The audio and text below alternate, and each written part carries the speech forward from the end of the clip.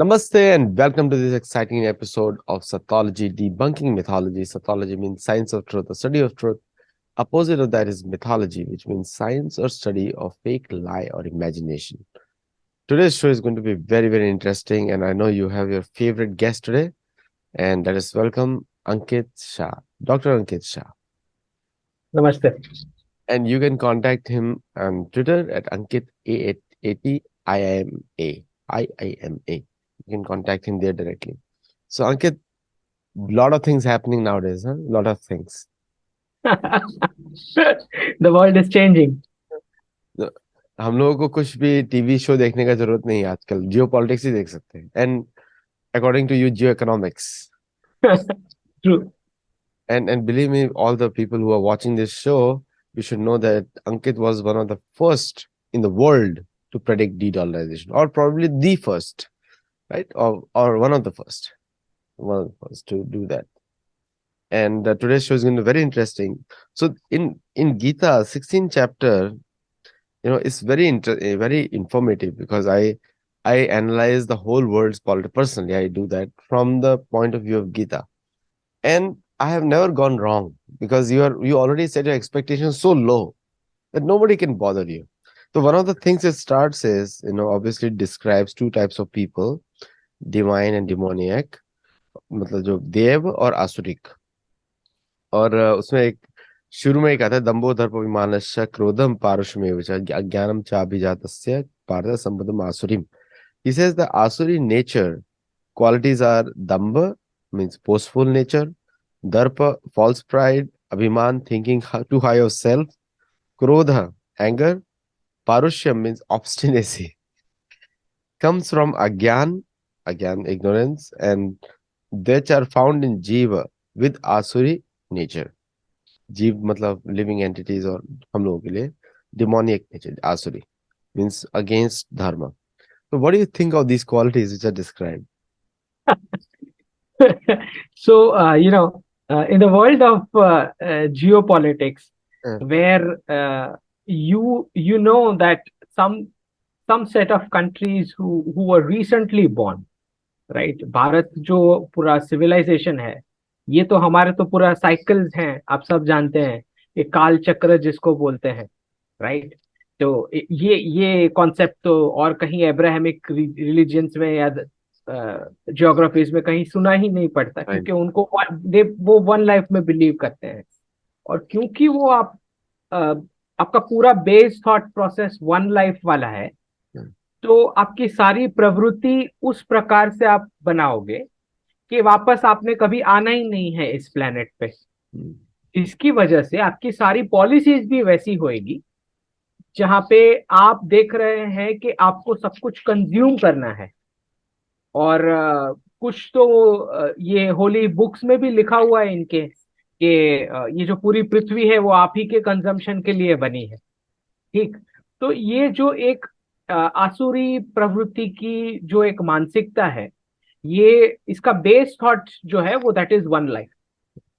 जबकि ये you know जब अगर मैं किसी को बोलता हूं कि you have only one life, तो बड़ा न्यूट्रल सा साउंड करता है ये स्टेटमेंट। लेकिन जो एक उसका रिपल इफेक्ट आता है उस पूरी पॉपुलेशन या पूरे क्राउड के दिमाग में, जो सोच पनपती है, वो उससे पूरे आसुरिक रिएक्शंस आते हैं और उसका इम्प्लीकेशन आता है डेली बिहेवियर में। ठीक। तो अगर आप देखते हैं कि कुछ कुछ जगहों पे ऐसे इंसिडेंट्स होते हैं जहां जानबूझ के गाय को मारा जा रहा है, राइट?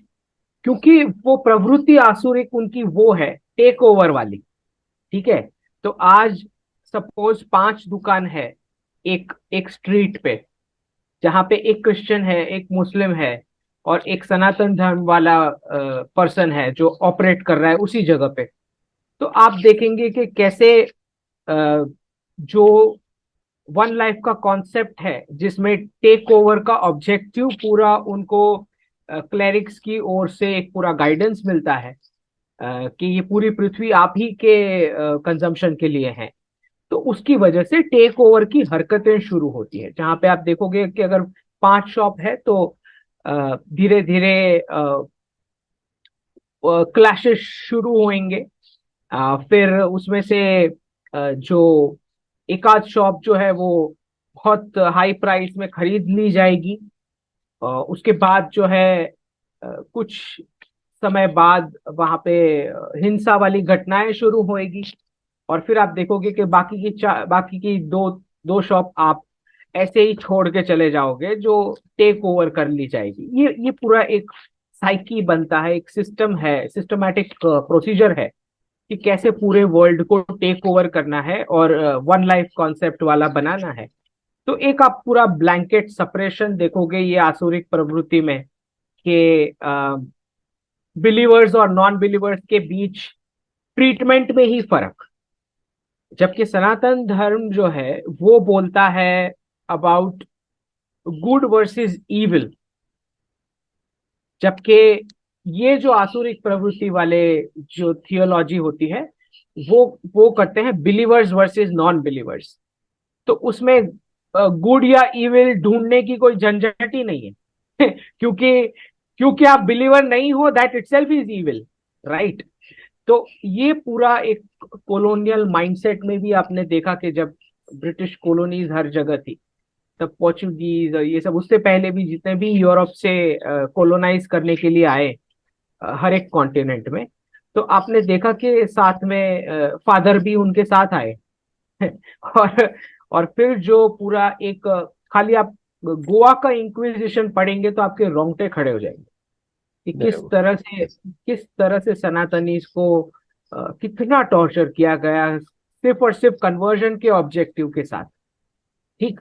तो एक ये पूरा जो थियोरी है ये वन लाइफ कॉन्सेप्ट वाला, और इसके पीछे पूरा लॉजिक है। क्योंकि अगर अगर ये रिलीजन्स मान लेंगे कि लाइफ साइकिल्स हैं तो फिर उनकी सारी दुकानें बंद हो जाएगी। बिकॉज एक होता है गॉड फियरिंग लाइफ वाला कॉन्सेप्ट जो अब्राहमिक रिलीजन्स का होता है, और दूसरा होता है हमारा वाला सनातन धर्म वाला जो बोलता है कर्मा फियरिंग लाइफ। ठीक।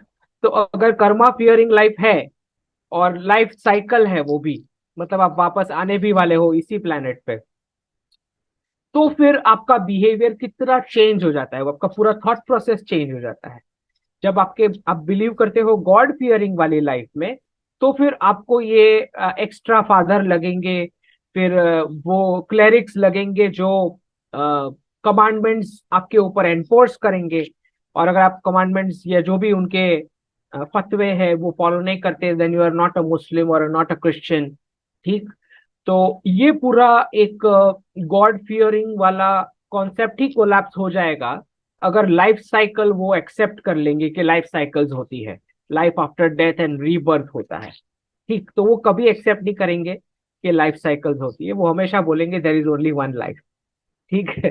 तो ये आसुरी प्रवृत्ति और जो दिव्य होता है उसका फर्क है ये। इसीलिए आप देखते हैं कि जब जो मंदिर होता है जहाँ पे दर्शन की बात की जाती है, जो गॉड और फॉलोवर वाला कॉन्सेप्ट नहीं है सनातन धर्म में। ठीक। क्योंकि दर्शन एक होता है सीकिंग वाला, जहां पे आप सीक कर रहे हो, you are invoking the divine principle which the Bhagwan represents in yourself. आप खुद के लिए जा रहे हो वहां पे। ठीक। और आप चाह रहे हो कि वो भगवान जो प्रिंसिपल्स रिप्रेजेंट कर रहे हैं, राइट, उसमें से कुछ क्वालिटीज आपके अंदर आए। ठीक। तो वो दर्शन वाली फिलॉसफी है, सीकिंग वाली, एक्सप्लोरेशन वाली, क्वेश्चन एंड आंसर वाली फिलॉसफी है। उसके सामने जो ऑपोजिट है वो आंख पे पट्टी बांधना, इट्स अ ब्लाइंड। ब्लाइंड और दर्शन का फर्क है ये। उनको तो पूरा ब्लाइंड ही रहना है, उनको जो कमांडमेंट्स बोले गए वही सत्य है, राइट। अगर कमांडमेंट्स नहीं फॉलो किए तो खत्म।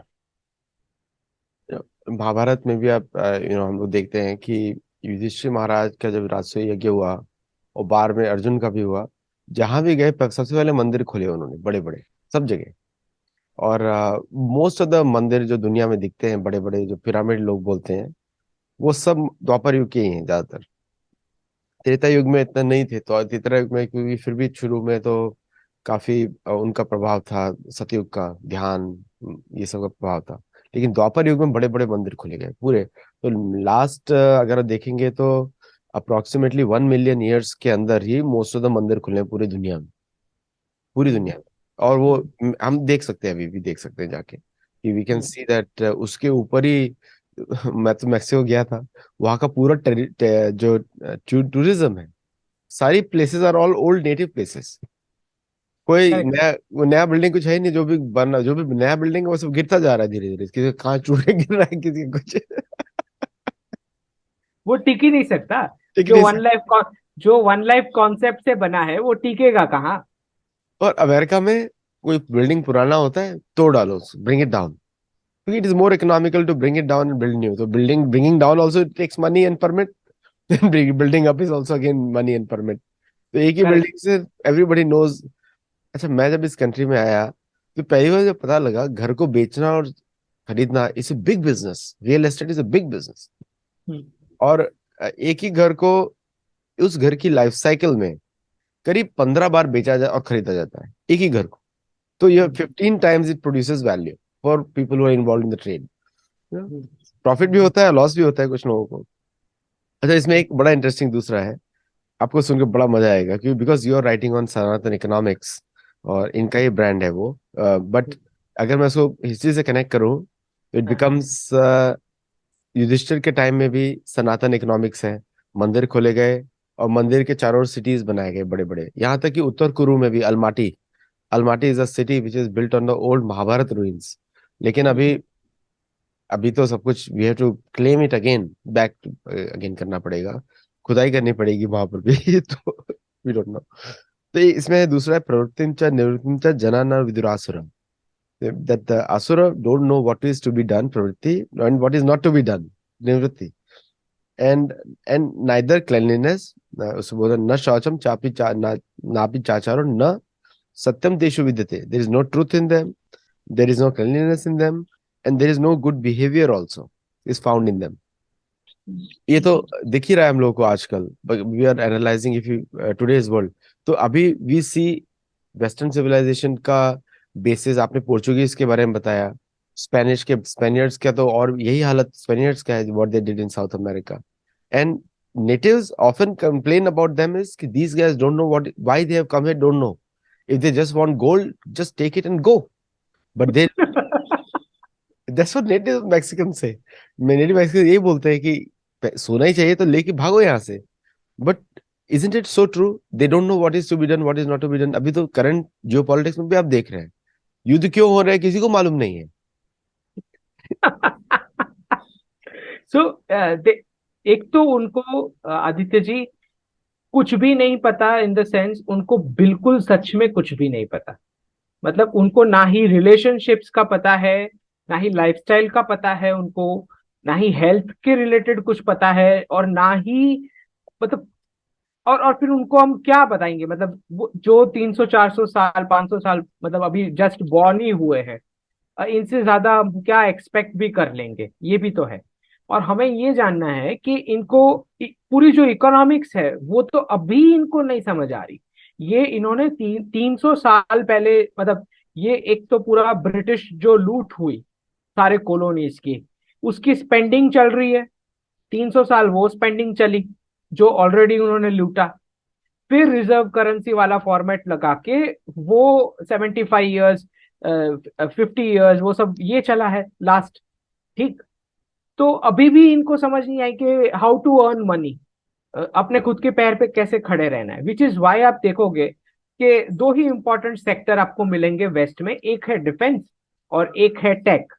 और वो दो सेक्टर भी ऐसे खड़े किए हैं with endless printing of currency, note छाप छाप के। मतलब सेंट्रल बैंक छापे जा रहे हैं एंड इनको लो इंटरेस्ट लोन बांटे जा रहे हैं and they are able to innovate. अब सबको फ्री में ही मिल रहे हैं तो किसी ना किसी का आइडिया तो क्लिक करेगा, सीधी सी बात है। राइट, पूरी पॉपुलेशन को अगर फ्री में ही पैसे मिल रहे हैं हाँ, इतने कम लोन, इंटरेस्ट रेट्स पे, तो अब जाके पूरा अनरेवल हो रहा है। और अब ये जो डी डॉलराइजेशन की वजह से पूरा एक हाई इंटरेस्ट रिजीम अब शुरू हो गया है वेस्ट में। अब उनको सच में वो हैवी इंटरेस्ट पे करना पड़ेगा। इस तरह वो छाप नहीं पाएंगे अपनी नोट्स, तो ये पूरा इनोवेशन बैठ जाएगा, जो हम देख ही रहे हैं कैसे आईटी सेक्टर पूरा अनरेवल हो रहा है। तो अभी कल को ही मुझे कुछ मैसेज आया था, Apple and Microsoft are equal to GDP of nation, something like that. तो मैंने उनको बताया कि ये पूरा बबल है, राइट? जब ये बर्स्ट होगा तो ये कंपनी छोटी टाइनी सी हो जाएगी अपने रियल वैल्यूएशंस में, राइट? तो वो आप देख ही रहे हैं कि कैसे ले ऑफ चल रहे हैं, इसके नंबर्स भी गिर जाएंगे जैसे ही यूएस स्टॉक मार्केट बॉन्ड्स और डेरिवेटिव्स में इसका इम्पैक्ट जब डी डॉलराइजेशन का आना शुरू होएगा। अच्छा, अब जब आप देख रहे हैं कि इंटरेस्ट रेट 5% के आसपास तो जब पहुंच चुका है, उसके बावजूद अगर यूएस इकोनॉमी में इन्फ्लेशन नहीं नीचे जा रहा है, तो सीधा सा इसका मतलब है dedollarisation. That gap is dedollarisation. ठीक। तो धीरे धीरे फेडरल रिजर्व को ये समझ में आ जाएगी कि अब आप नहीं छाप सकते इस तरह नोट्स, और जब छापना बंद हो जाएगा तो हाई इंटरेस्ट रेट रिजीम तो बैठेगा ही। इसके बाद ये लोग कंफ्यूज होने वाले हैं कि तो फिर इकोनॉमी चलानी कैसे है, क्योंकि ये वन लाइफ कॉन्सेप्ट वालों को तो कुछ आइडिया ही नहीं है कि इकोनॉमिक्स चलता कैसे है, पैसे कैसे कमाए जाते हैं, उनको पता ही नहीं। बिना किसी को हार्म किए, बिना नेचर को एक्सप्लॉइट किए हाउ टू रन इकोनॉमिक्स, ये तो पता ही नहीं उनको, क्योंकि इनके सारे इंडेक्सेस भी उसी प्रकार के बने हैं, वन लाइफ कॉन्सेप्ट वाले। जीडीपी बोल लो, पर कैपिटा इनकम बोल दो, कोई भी इनका रेशियो या इंडेक्स उठा लो, मतलब खाली अगर मैं जीडीपी की बात करूं तो जीडीपी की फॉर्मूला में इन्वेस्टमेंट प्लस एक्सपेंडिचर, जो कंजम्पशन पे है, गवर्नमेंट एक्सपेंडिचर, राइट, ये दो ऐड किए जाते हैं। अब क्योंकि आपके पास नोट छापने की मशीन है, तो आप कैपिटल को ऐड कर रहे हो एक रेवेन्यू आइटम के साथ। ठीक, तो ऑब्वियसली आप टॉप जीडीपी में आप दिखोगे, वेस्ट ही वेस्ट दिखेगा, क्योंकि यूरो करेंसी का है रिजर्व करेंसी स्टेटस 20% का, डॉलर का 59% है। तो आपने फॉर्मूला तो पूरा गड़बड़ करके बना लिया है इस तरह से कि आप लिस्ट में टॉप में दिखोगे। बट आप ये सोचो कि आज किसी ने इन्वेस्ट किया है, अब आप बाकी कंट्रीज के बारे में सोचो जिनका रिजर्व करेंसी नहीं है। ठीक, आज बंदा, बिजनेसमैन एशिया का 10 करोड़ लगाता है पैसे, क्या वो वापस 10 करोड़ दूसरा कैपिटल लगा सकता है नॉन रिजर्व करेंसी वाली कंट्री में नेक्स्ट ईयर? तो उसका तो जीडीपी में ऐड ही नहीं होगा नेक्स्ट ईयर, राइट? तो ये बहुत ही घटिया से फॉर्मूलाज इन्होंने बना दिए हैं, और ये ब्रेटन वुड्स के साथ ही इन्होंने चिपकाया था ये जीडीपी वाला फॉर्मूला भी पूरे वर्ल्ड पे। तो ये सारे फॉर्मूलाज और इंडेक्सेस इनके अनरेवल हो जाने हैं, और जब समझ में आएगी कि इकोनॉमिक्स ऐसे नहीं चलती, उसके लिए तो पूरा फैमिली यूनिट लगता है, फैमिली यूनिट का सपोर्ट लगता है, सारे रिलेशनशिप्स आपके स्ट्रांग होने चाहिए। आप इस तरह से डिवोर्सेस नहीं कर सकते। बच्चे जब तक ग्रेजुएशन में ना आए, मतलब वेस्ट में आप देखते हैं कि वो ग्रेजुएशन पहुंचते हैं तब तक तो उनके दो दो तीन तीन पेरेंट्स चेंज हो चुके होते हैं।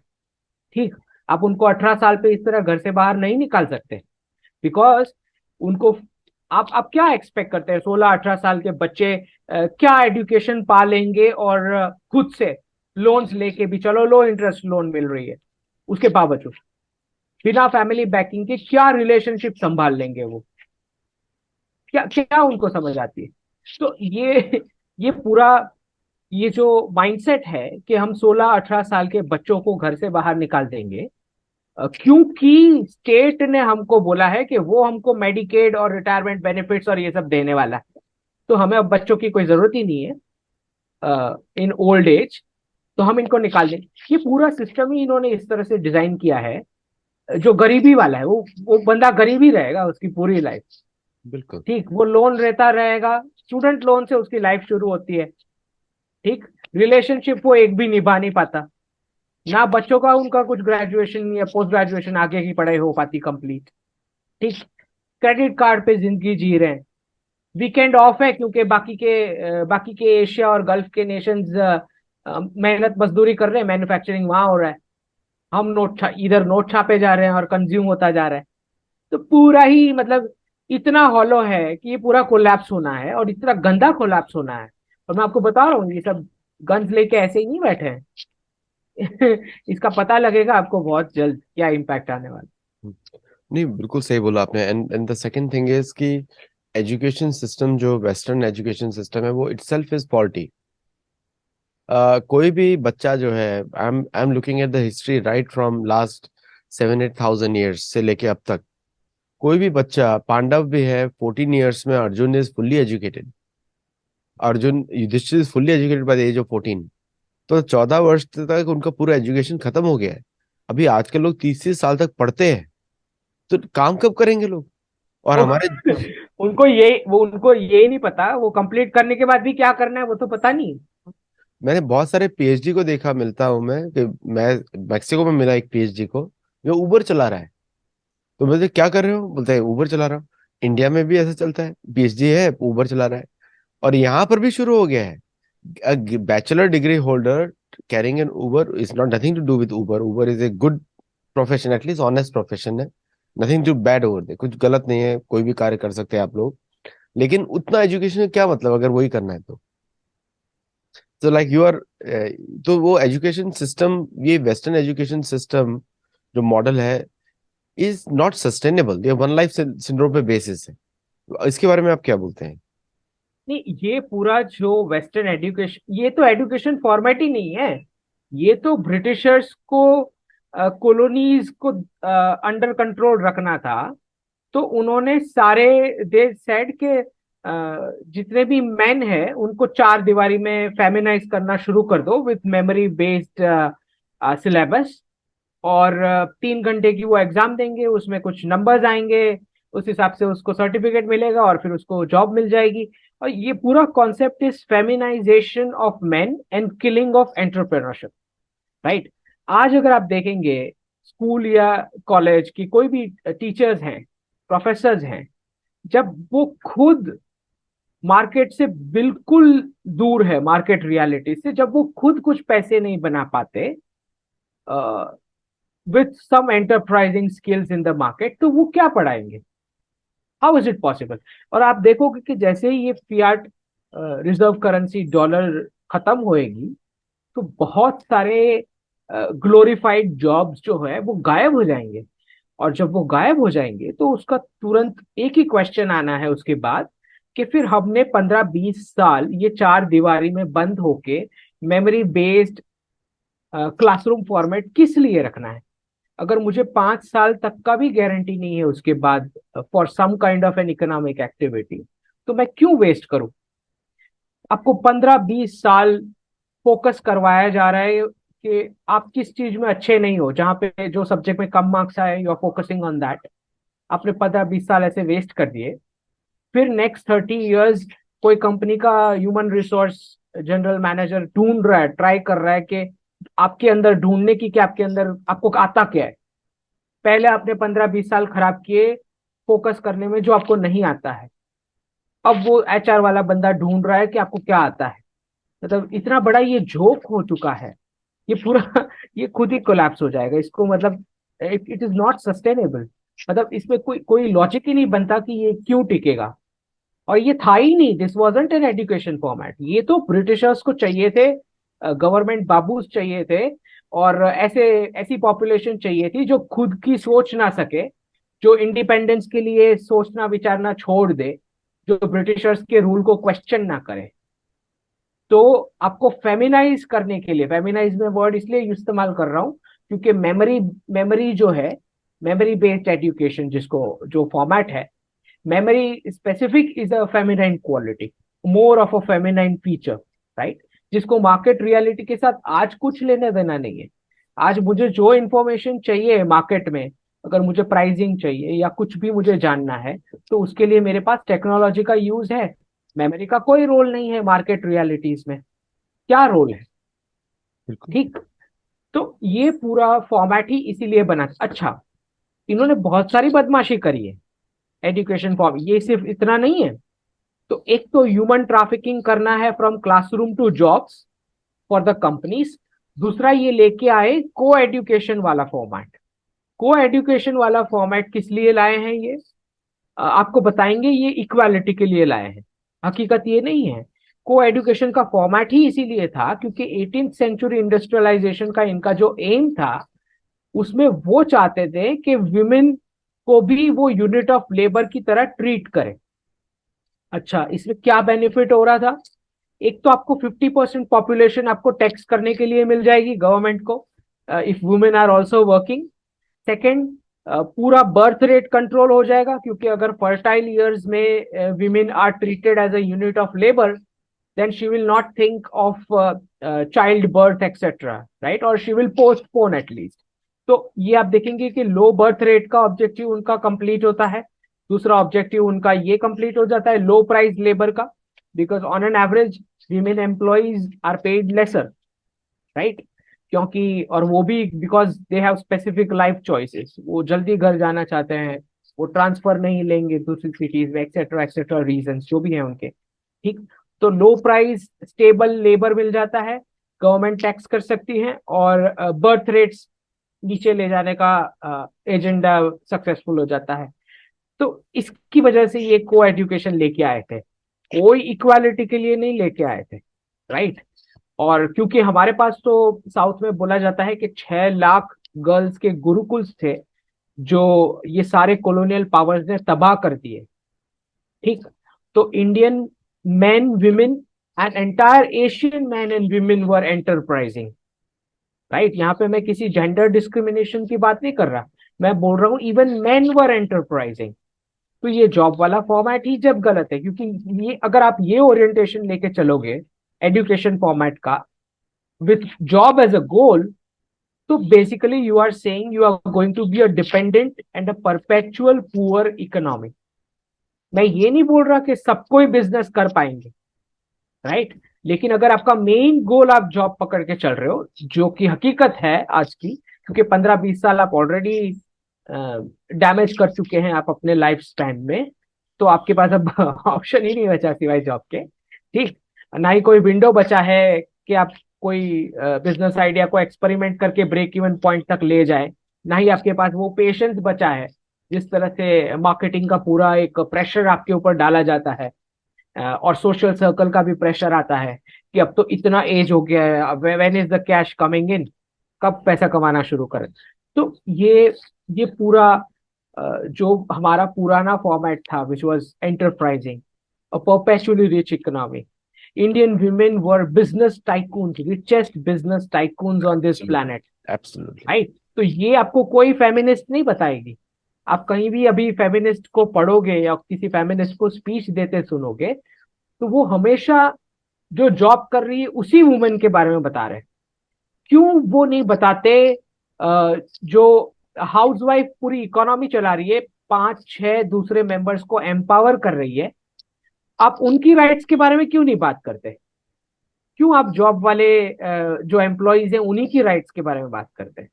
तो ये पूरा एक वेव है इंडिविजुअलिज्म का, फेमिनिज्म का चलाया गया वर्ल्ड वाइड, ताकि लोग एंटरप्राइज ना कर पाए। एक मारवाड़ी या गुजराती जनरेशन होती है, यंग जनरेशन, उसको तो 20 साल तक उसकी 3 दुकान खुद की हो जाती है, बिल्कुल। वो तो एम्प्लॉय करता है लोगों को, हाँ। ठीक। तो ये क्योंकि वो इक्विप्ड है ना, उसको पहले से ये संस्कार दिए गए हैं, ऊपर से गुरु शिष्य वाली जो परंपरा थी, राइट।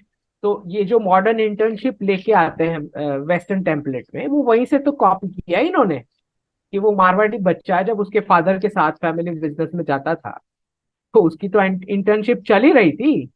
आप क्यों इंटर्नशिप करवा रहे हैं जब इंटर्नशिप चल ही रही थी? तो ये पूरा हमें जो सनातन इकोनॉमिक्स मॉडल में हमें ये सब कुछ पॉइंट्स हैं जिसको रेक्टिफाई करना है और वापस वही एंशियंट इंडिया इंटेंट पे ले जाना है। इसका मतलब ये नहीं है कि बड़े कॉर्पोरेट या कंपनीज की जरूरत नहीं है, या ऐसे बिजनेसेस हुआ नहीं करते थे जो इतने बड़े हो। एंशियंट इंडिया में ऐसे बड़े बिजनेसेस भी थे, लेकिन उसके लिए सनातन इकोनॉमिक्स मॉडल में मैं जो बोलता हूँ कि श्रेष्ठी वाला कॉन्सेप्ट था कि वो जो बड़ा बिजनेस है वो ऐसा ही पर्सन लीड करेगा जिसका समाज में या धार्मिक पोटेंशियल इतना हाई है कि वो खाली प्रॉफिट नहीं देखता है। Profit is not the only objective for that person. सिर्फ ऐसे ऐसे पर्सन को सिलेक्ट किया जाता था फॉर लीडिंग बिग बिजनेसेस। तो बिग बिजनेस होना वो कोई गलत बात नहीं है, बट बिग बिजनेस में लीडरशिप ऐसी होनी चाहिए जहां पे फैमिली मेंबर्स की रेप्यूटेशन खुद इन्वॉल्व हो, ताकि वो प्रॉफिट की उस हद तक ना पहुंच जाए जहां पे ह्यूमन लाइफ भी एंडेंजर होने लगे। जहां पे आप देख रहे हैं कि कुछ कैपिटलिस्ट बात करते हैं डीपॉपुलेशन एजेंडा, कि नहीं नहीं इतनी सारी पॉपुलेशन तो हम झेल नहीं सकते।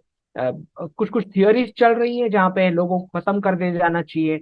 अच्छा, कुछ कुछ थियोरीज ऐसी भी चल रही हैं कि अगर मैं वैक्सीन बना रहा हूं तो क्यों ना लोगों को वायरस लगा दिया जाए ताकि मेरी वैक्सीन बिके।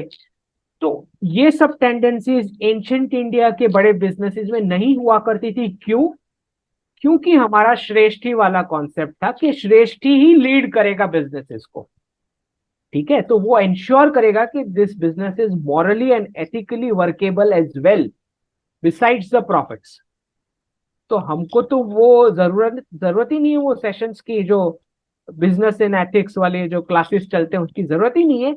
जब हम तो धनतेरस में सेलिब्रेट करते हैं as a community festival, only ethical profit should enter my home. जब हम बोलते हैं शुभ लाभ, जो स्टिकर्स लगाते हैं दरवाजे पे, हम तो बोल रहे हैं ना कि only ethical profits is allowed to enter my home, शुभ लाभ जो है।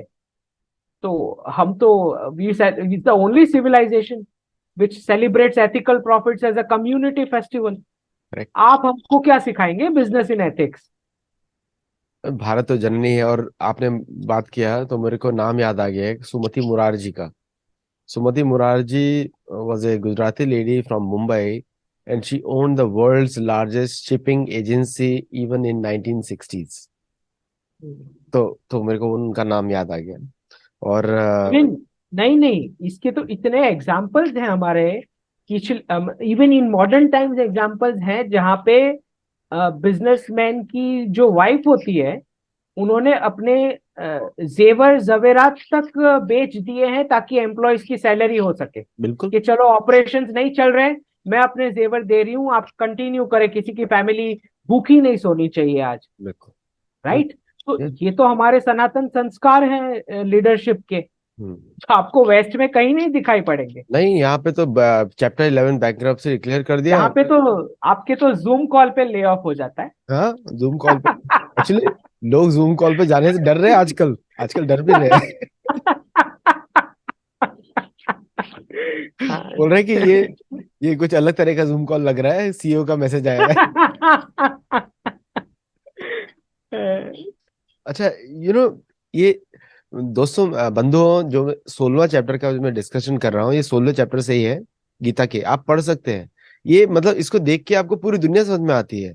अच्छा, वन लाइफ सिंड्रोम के बाद अभी ये लाइन सुनेंगे तो मजा आएगा। ये कृष्ण भगवान ने बोली है अर्जुन को। ये पुरानी नॉलेज है। बोले असत्यम प्रतिष्ठम ते जगदाहुर अनीश्वरम। मतलब ये पूरा जगत जो है सत्य है, मिथ्य है। असत्यम थे, पूरा मिथ्य है, फॉल्स, इमेजिनरी है। अप्रतिष्ठम, इसका कोई बेसिस नहीं है। अनीश्वरम, इसका कोई, ये भगवान बता रहे हैं असुर लोग ऐसे सोचते हैं, बोल रहे हैं। और ये अनीश्वरम, इधर कोई ईश्वर भी नहीं है, कोई कंट्रोलर नहीं है, मतलब मेरा ही कंट्रोल होगा, ये भगवान बोल रहे हैं। असुर की सोच रहती है। और फिर बोलते हैं अपरस्परम संभूतम, ये तो अपने अपने आप बन जाता है सब कुछ। और अपरस्परम संभूतम किम मन काम है तो कम, मतलब अपने आप ही जगत ऐसा दिखना शुरू हो जाता है। एग्जैक्टली सेम जो हम लोग आजकल बात करते हैं ना, एग्जैक्टली सेम। ये मतलब हम लोग की बात नहीं कर रहा हूँ, मैं बात कर रहा हूँ असुरों की, और या फिर उस प्रकार के देश जो, मतलब मोस्टली तो पाश्चात्य देश ही आएंगे इधर। और एताम दृष्टिम अवष्टभ्य नष्ट मानो अल्प बुद्धया, इनको भगवान ने अल्प बुद्धि बुलाया है। मैंने नहीं बुला रहा हूँ, श्री कृष्ण ने बोला है।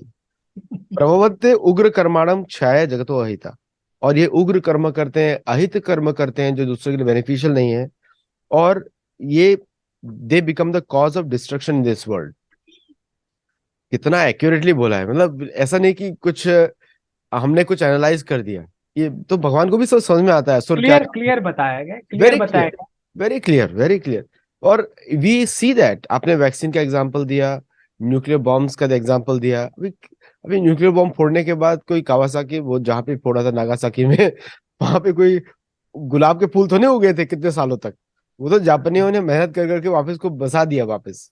अभी करेक्ट। अभी और इराक में डिप्लीटेड न्यूक्लियर यूरेनियम यूज किया गया। अभी यूक्रेन में करने वाले हैं, और वियतनाम में यूज किया गया।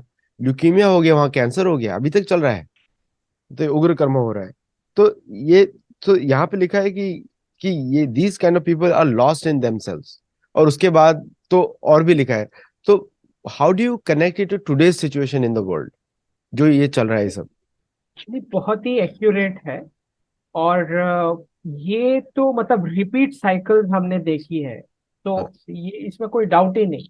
जब आप एक्सट्रीम कैपिटलिज्म को उस तरफ, उस एंड पे लेके जाओगे जहां पे सोसाइटी का इतना एक्सप्लॉइटेशन हो जाता है कि फिर कार्ल मार्क्स का फिर जन्म होता है, और फिर वो बोलता है कि चलो अब हमको फ्री बीज दो, राइट।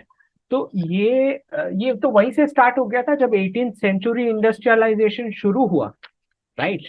तो आपने पूरी एक एंटरप्राइजिंग वर्ल्ड को, जहां पे अनएम्प्लॉयमेंट का किसी ने वर्ड ही सुना नहीं था, उसको आप लेके आ गए जॉब बेस्ड मॉडल में। अब पूरी तरह अनएम्प्लॉयमेंट हर जगह वर्ड दिखाई देता है, डिप्रेशन, रिसेशन, ये सब जो जो पुराने टाइम में बिल्कुल नहीं था। उसका रीजन ये था कि जो एंटरप्राइजिंग फैमिली और कम्युनिटी हुआ करती थी, वो उनको पूरा एंड प्रोडक्ट वो खुद बनाते थे, पूरी वैल्यू चेन, ठीक।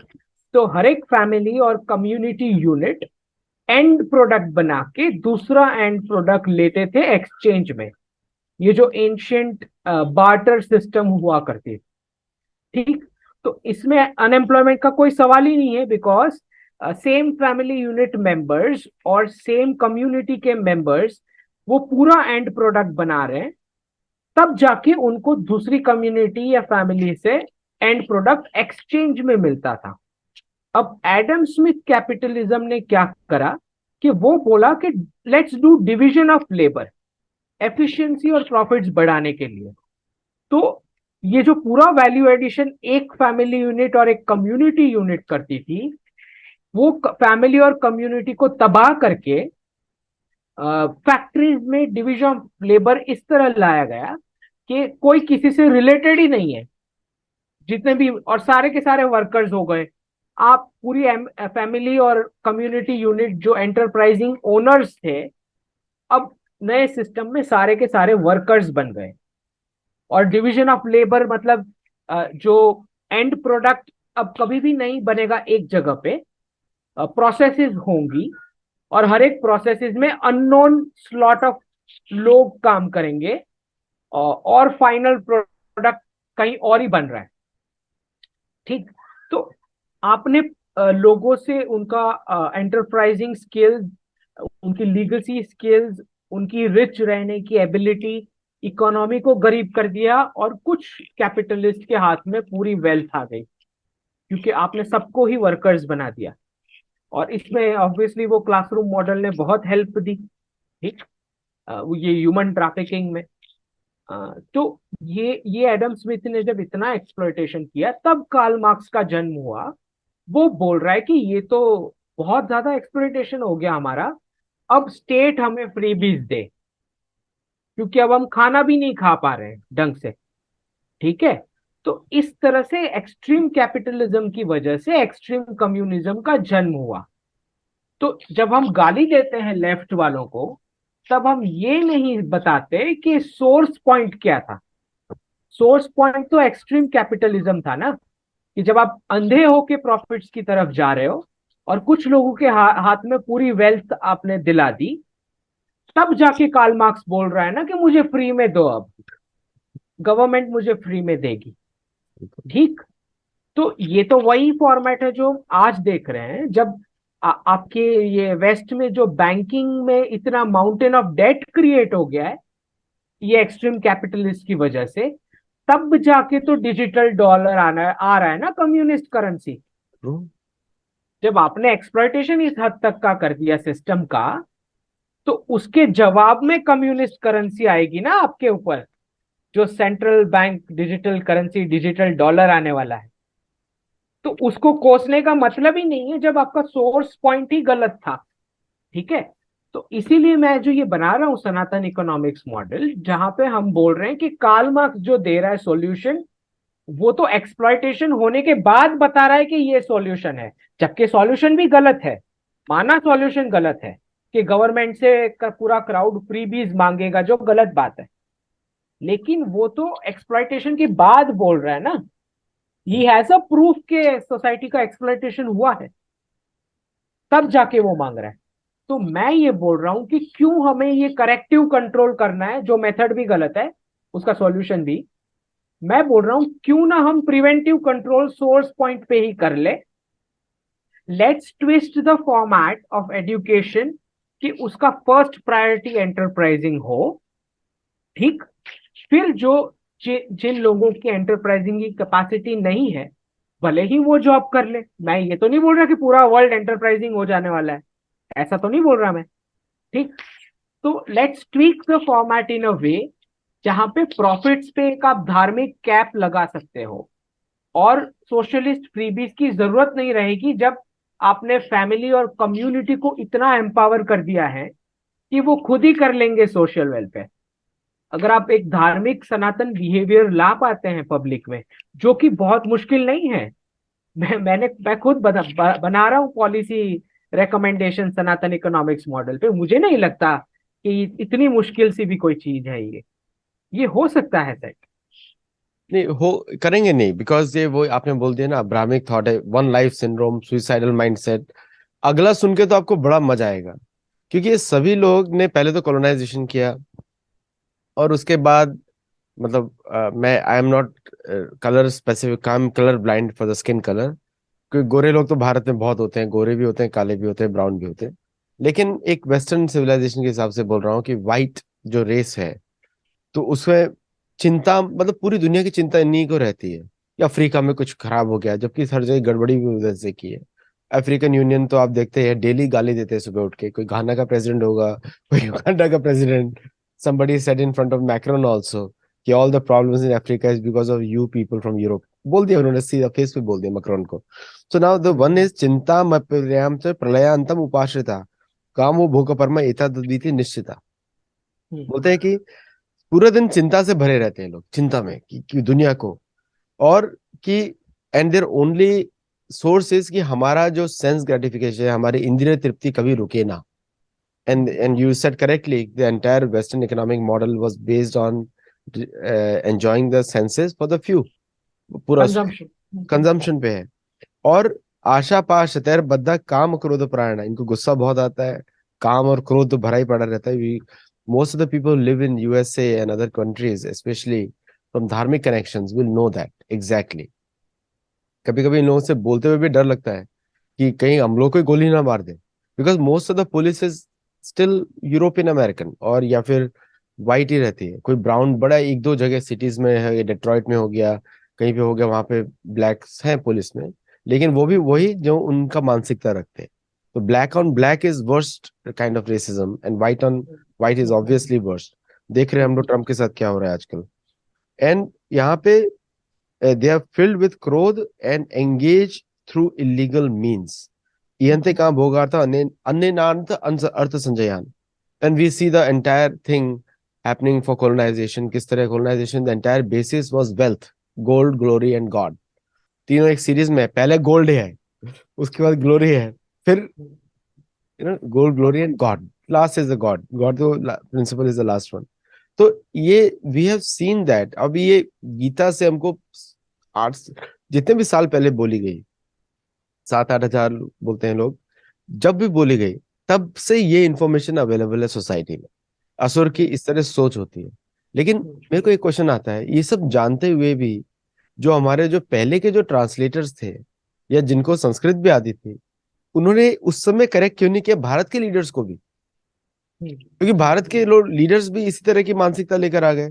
एक आदमी तो भारत की खोज ही करता रह गया, भारत में रहकर भारत की खोज करता रह गया।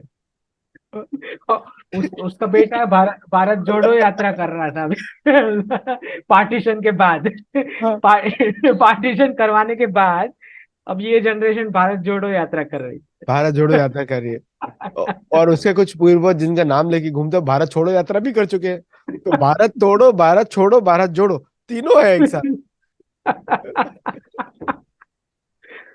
हद है। तो ये पूरा पूरा इग्नोरेंस है बहुत ज्यादा। और हाँ। इग्नोरेंस का कारण ही ये है कि वो जो गुरुकुल सिस्टम जो थी, जहाँ पे हमें सही नॉलेज दी जाती थी, राइट, लाइफ स्किल्स सिखाए जाते थे जिससे हम हमेशा इक्विप्ड रहे थे, तो वो सब गायब करके ये जो पूरी टेक्स्ट बुक्स बेस्ड फॉर्मेट, जिसको 3 घंटे आपने मेमोरी से क्या लिखा उसके बेस पे आपको आगे का रूट आपका तय होगा, राइट। और क्योंकि इनको तो ये सारे स्कूल के प्रॉफिट्स, एजुकेशन इंस्टीट्यूट के प्रॉफिट्स सारे कन्वर्जन, क्रिश्चियन कन्वर्जन में डाइवर्ट होते हैं, हाँ। राइट।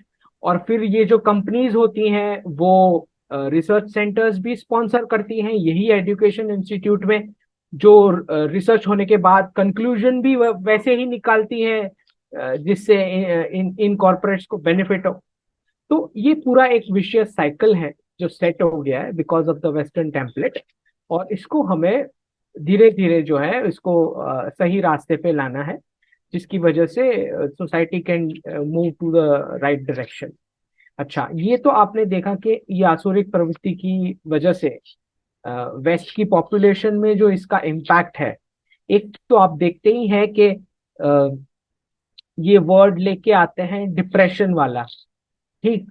तो मैंने तो आज तक किसी ऐसे पर्सन को नहीं देखा जो फैमिली में बड़ा हुआ हो, फैमिली मेंबर्स के साथ, जिन्होंने अपने ग्रैंड पेरेंट्स के साथ अच्छा खासा समय व्यतीत किया हो, ग्रैंड पेरेंट्स से काफी ज्यादा उनको एंशंट नॉलेज का आदान प्रदान हुआ हो, और आज भी फैमिली मेंबर्स के साथ जो रहते हैं, ऐसा तो कोई भी व्यक्ति मुझे डिप्रेशन वर्ड इस्तेमाल करता हुआ आज तक नहीं दिखा, राइट।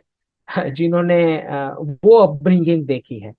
तो ये पूरा जो वेस्ट का, और इससे पूरा फार्मा का पूरा एक इंडस्ट्री चलता है वेस्ट में, यही डिप्रेशन टैबलेट्स और उसको अलग अलग नाम दे दे के मेंटल हेल्थ ने पता नहीं क्या क्या, और फिर जाके बोलते हैं फैमिली टाइम का कॉन्सेप्ट लेके आते हैं, पहले फैमिली से अलग करते हैं फिर बोलते हैं फैमिली टाइम। अब जब आपने जीडीपी ही लिंक किया है नए घर को लेने के साथ, मतलब जुदा होके नए घर लेना, that is what is adds to your GDP.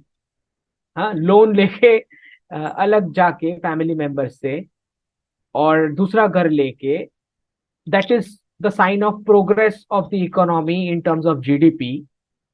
फिर आप बोलते हो कि क्वालिटी फैमिली टाइम होना चाहिए। जब बंदा बीमार हो जाता है या जो भी वेस्ट में चलता है, पता नहीं क्या क्या ज़ोंबीज घूमते रहते हैं एक कुत्ता और एक बिल्ली के साथ, तो ये पूरा ये आसुरिक प्रवृत्ति जो आपने बिल्कुल सही शब्द इस्तेमाल किया है। तो ये इससे बहुत ज्यादा हमारे अर्बन सेंटर्स भी इन्फ्लुएंस्ड है, जहाँ पे एक बहुत बड़ा confusion women section of society को दे दिया गया है कि करियर इज एम्पावरमेंट, और करियर भी एंटरप्राइजिंग नहीं, स्पेसिफिक जॉब की ही बात कर रहे हैं वो, राइट। तो ये पूरा, क्योंकि उनको जो मैंने बताया आपको उनके ऑब्जेक्टिव्स क्या है, कि बर्थ रेट्स कंट्रोल करना है, वुमेन पे भी टैक्स लगाना है, और लो प्राइस स्टेबल लेबर है सप्लाई, बच्चों पे भी राइट। लगाना है, बच्चों पे भी हाँ, टैक्स लगा। बिल्कुल बिल्कुल बिल्कुल। बच्चों बच्चे पे। तो चाहिए ही नहीं, अभी तो आप वेस्ट में आप देखोगे कि आर्टिकल्स का नरेटिव चल रहा है कि kids are enemies of your career, ठीक। तो ये लोग, कोई ये नहीं बता रहा कि ये वेल्थ इकट्ठा किसके लिए करनी है, अगर बच्चे ही नहीं है तो किसके लिए करना है इकट्ठा। अभी तो अभी तो तो, अभी तो एआई का जो इतना सी, एआई में मेरा एक कंपनी भी है। एआई में we were the number one in the country, hmm, resources में। तो हम लोग तो hmm, man resource. Hmm, and अभी तो कुत्ते भी लोग खरीदना शुरू करें, एआई वाले बॉट हैं, कुत्ते बॉट हैं। उसका एडवर्टाइजमेंट चल रहा है फेसबुक पे हर जगह अमेरिकन के लिए।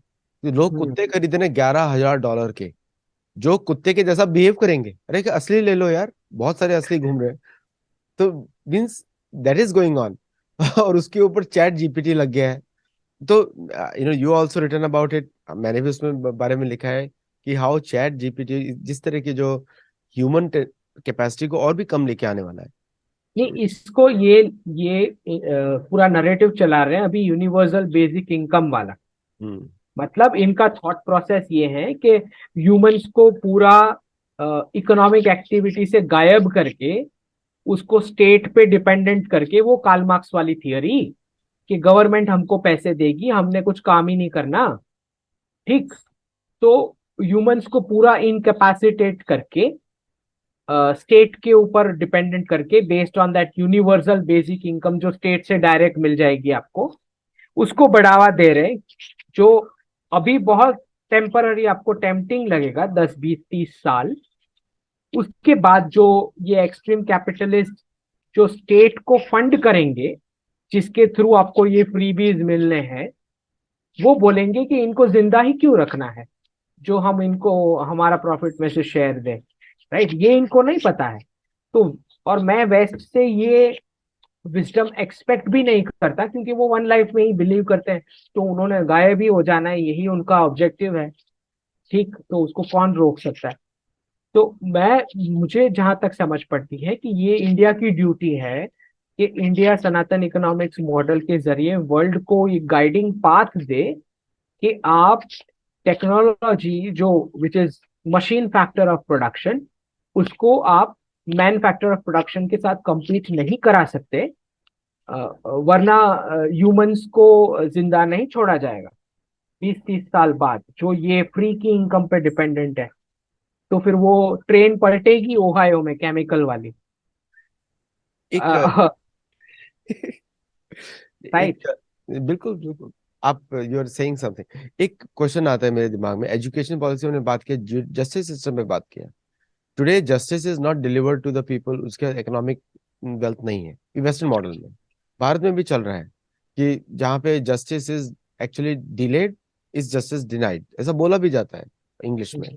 और मतलब महाभारत में तो बार बार उसका वर्णन है कि सबको न्याय मिलना चाहिए, हर प्रत्येक जो राज्य में रह रहा है उसको न्याय मिलना चाहिए, और उसको किसी को भी वकालत करने की उसकी आवश्यकता नहीं है। वकालत तो इंटरप्रिटेशन भी किया जाता है, धर्म का भी इंटरप्रिटेशन होता है, वो बात मानता हूँ, लेकिन इतना भी नहीं हो सकता, क्योंकि धर्म का एकदम स्ट्रेट ब्लैक एंड व्हाइट में होता है स्टेटमेंट्स। जैसे गीता हम लोग देख रहे हैं अभी, और गीता में तो इतना डायरेक्ट है। डिड यू नो कि ये सब भी लिखा हुआ है गीता में? अब गीता में सब कुछ होगा ही, सब कुछ होगा, बिकॉज है उसमें ना? कुछ ऐसा कुछ है ही नहीं जो दुनिया में ऐसा नहीं, तो मतलब वो जो वहां ना लिखा हो। मैं इसको पढ़ने के बाद इतना शांत हो गया कि भगवान को भी मालूम है क्या चल रहा है, असुर किस तरह बिहेव करते हैं भगवान को भी मालूम है। तो भगवान ये नहीं बोल रहे हैं कि आपको ये इंफॉर्मेशन इसलिए दी गई है कि हम लोग समझ जाए कि वो सोचते कैसे हैं, यू नो। और एग्जैक्टली बाय स्क्रिप्ट चल रहा है इनका स्क्रिप्ट ही है ये, मतलब ऐसा नहीं कि कुछ नया कर रहे हैं असुर लोग, ये शुरू से ऐसे ही कर रहे हैं। इसीलिए धर्म धर्म का युद्ध चलता ही रहता है असुरों के साथ, ये इसी तरह सोच रहे हैं। अभी इसमें एक और है लाइन है, उसके बाद हम लोग यहाँ पे मैं रुकूंगा। आई कैन गो हाँ, ऑन एंड ऑन। नहीं नहीं, ये लास्ट क्वेश्चन। हाँ इदम इदम अद्य लब्धम इदम प्राप्त से मनोरथम इदम अस्ति इदम अपि ते भविष्यति पुनर्धनम असौ मया हता शत्रु हनिष्य चाप। मतलब बोल रहे हैं कि आज मेरे पास इतनी वेल्थ है, कल मेरे पास इतनी और बढ़ जाएगी, फिर ये मेरा दुश्मन है, फिर मैंने इसको खत्म कर दिया, ये दुश्मन को खत्म कर दिया, कल दूसरे आएंगे उनको भी मैं खत्म कर दूंगा, और मैं तो पूरा स्वामी हूँ अपने जो भी मेरे पास उसका स्वामी हूँ। और मैं तो सबसे ज्यादा एंजॉयर हूँ, अल्टीमेट एंजॉयर हूँ। और I am perfect powerful and happy, मतलब मेरे से बढ़िया कोई है नहीं। सबसे हैप्पीनेस इंडेक्स तो हम देखते रहते हैं, डेली देखते हैं हैप्पीनेस इंडेक्स। आप अगर दर्शकों को मालूम नहीं है, तो according to Europe western civilization, Bharat का happiness index is lower than Pakistan, according to western. Lower lower than Ukraine, lower than Sri Lanka, lower than Pakistan. Yes. और हमको लोन भी दे रहे हैं, हम सबको लोन भी दे रहे हैं। और पाकिस्तान तो भीख मांगता ही रहता है, डेली मांगता है, सुबह उठ के शाम को उठ के। तो और उसके बाद लिखा है, I am the richest person and I am surrounded by civilized relatives. Civilized, तो ये रिलेटिव्स है। No one is as powerful as me. मैं यज्ञ करूंगा, मतलब यज्ञ मतलब होता है कि यज्ञ यहाँ पे इसलिए लिखा है क्योंकि उस समय ये लोग, इनका कोई अलग मत नहीं था। मतलब उस तो आज भी ये लोग बोलते हैं, हम तो अमेरिकन तो आप सुन ही लेंगे, we are the highest charity, हम तो सबसे ज्यादा चैरिटी करते हैं। और इंडियन अमेरिकन का तो माइंडसेट देख ही सकते हैं, हमने तो ये करेंगे, हमारे टेक्नोलॉजी है हमारे पास ये, तो वो सब बात करते हैं। मैं चैरिटी करूंगा और आई विल एंजॉय इट। और ये अंत में भगवान लाइन मारी देते हैं, इत्ते ज्ञान विमोहिता, बोलते हैं, इस तरह के ज्ञान से लोग विमोहित है, बिविल्डर्ड है। तो इतना स्ट्रांग लाइक, मतलब 16 चैप्टर दर्शकों आप पढ़ सकते हैं और स्वयं देख सकते हैं कि कितना। आपको इसके बाद कोई न्यूज देखने का जरूरत नहीं है इसके बाद, उसके सारे कैरेक्टर्स चेंज होते रहेंगे, कभी यूक्रेन आ जाएगा, कभी यूएस आ जाएगा, कभी नाटो आ जाएगा, लेकिन ये इन्फॉर्मेशन बदलने वाले नहीं इनके बारे में, असुर के बारे में। और कभी हम्म। कभी इनके नाम सनातनी भी हो सकते हैं। मैं एग्जाम्पल नहीं लूंगा, मैं एग्जाम्पल ऐसे बोल दूंगा जैसे राम। नहीं, इंडिया में तो लेफ्ट वाले सारे के नाम राइट विंग होते हैं। हाँ, सबके सब राइट विंग नाम होते हैं। करुणानिधि। सबके सब लेफ्ट वाले, ज्योति बसु, ये वो सब हाँ, सबके सब। तो ये तो इतना एक्यूरेट है पूरा इसके ऊपर कि मैं ये करूंगा, इतना धनवान हो जाऊंगा, कुछ भी पॉलिसीज बना रहे हैं वन लाइफ सिंड्रोम वाले लोग। बिकॉज जो भी फाइनाइट है वो उनके लिए वेल्थ है, वेल्थ। क्योंकि वो वन लाइफ में बिलीव करते हैं। सनातन इकोनॉमिक्स में life cycle is the real wealth. तो हम तो नेचुरल रिसोर्सेज के लिए इराक के ऊपर इन्वेजन हम तो नहीं करेंगे। नहीं करेंगे। और इसीलिए भारत में शायद जो oil exploration was not very high, क्योंकि भूमि का एक्सप्लोइटेशन हो जाता है। इसका ये मतलब ये नहीं है कि पर्पस की भारत में होगा नहीं, इतना बड़ा आप लैंड मास। आप आप आदित्य जी खाली लैंग्वेज का डिफरेंस देख लीजिए ना। वो बोलते हैं ग्राउंड ब्रेकिंग सेरेमनी, हम बोलते हैं भूमि पूजन। करेक्ट। एक्यूरेट। आप डिफरेंस देख लें ना, टर्मिनोलॉजी का डिफरेंस देख लें। वो बोल रहे हैं ग्राउंड ब्रेकिंग, बात वही है। तो दोनों में हम बुला रहे हैं अपने गेस्ट को, फैमिली मेंबर्स को सेलिब्रेट करने के लिए। लेकिन यहाँ पे बोला जा रहा है ग्राउंड ब्रेकिंग सेरेमनी, हम बोल रहे हैं भूमि पूजन। फर्क देख लीजिए, आपको पूरा दोनों सिविलाइजेशन, धर्म और अधर्म का फर्क आपको यहीं पे जियो पॉलिटिक्स में दिखाई दे पड़ेगा। अब भारतीय लोगों के लिए अगर ग्राउंड ब्रेकिंग बोलेंगे तो भूमि तोड़न सेरेमनी।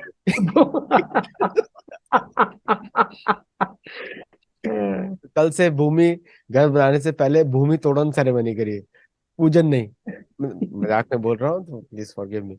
तो लेकिन मतलब this is the level of, अब हमारे यहाँ पे ट्रांसलेट लिटरली कर देते हैं, तो ये सब भी ट्रांसलेट करो एग्जैक्टली, भूमि तोड़न बोलो, भूमि पूजन क्यों बोलने का। और शिप्स के ऊपर मैंने बड़ा नोटिस किया है, जब नेवी शिप्स रिलीज होते हैं भारत में, तो नेवी शिप रिलीज होते हैं नारियल से, उस पर फिर स्वास्तिका का सिंबल लगता है। स्वस्ति, स्वस्ति मतलब गुड हेल्थ, गुड फॉर्चून, ये होता है स्वस्ति। तो बड़ा एंशियंट है वो तो, मंगोलिया में भी यूज होता है, हर जगह यूज होता है स्वस्तिक। साउथ अमेरिका में भी है स्वस्तिक। तो और उसको यूज करते हैं, नारियल तोड़ते हैं, यहाँ पे तोड़ते हैं शैंपेन की बोतल उसके शिप के हल के ऊपर। मैंने तो बहुत सारी सेरेमनीज देखी है सैन डिएगो में, वो इतनी बड़ी सी बोतल होती है, उसको तोड़ते हैं, तो उससे कांच बैठ जाता है, फिर उसको कांच को बटोरना पड़ता है ताकि कोई उसके पैर ना रख दे गलती से।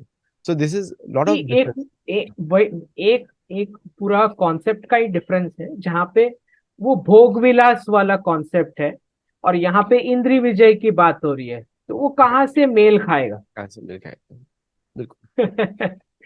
सो ठीक। इनका बुक पढ़िए, अंकित जी का अभी आने वाला है, लॉन्च होने वाला है, वो जरूर देखिएगा। और ये सैन डिएगो में रहेंगे, तो if you want to come and meet all the great authors coming on Sathology on August 25, the list is just growing. 35 authors have confirmed। और लोग आ रहे हैं, इंडिया से आ रहे हैं, बाकी देशों से आ रहे हैं, यहाँ तक कि स्वीडन से भी लोग आ रहे हैं। तो आप लोग जुड़िए हमारे साथ यहाँ पे, इन सब से मिलिए। और एक्साइटिंग और aligned university is hosting the event, तो उसमें it will be a very proper academic environment. Thank you Ankit ji, and today it was a pleasure, it was fun actually. नमस्ते। और दर्शकों को लाइक शेयर सब्सक्राइब बताते रहिए दूसरों को चैनल के बारे में। नमस्ते।